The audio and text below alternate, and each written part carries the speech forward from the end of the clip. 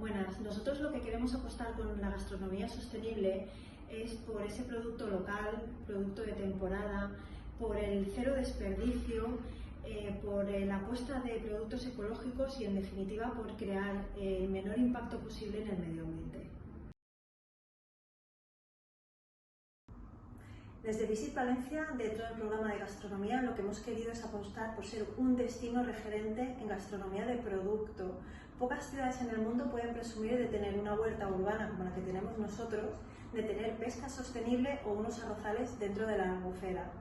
Además, queremos que nuestros restaurantes se apoyen en nuestros agricultores, nuestros ganaderos y nuestros pescaderos, siguiendo la tradición de la cocina saludable que puede ser el FLOS, que es producto fresco, local, orgánico, sostenible y de temporada.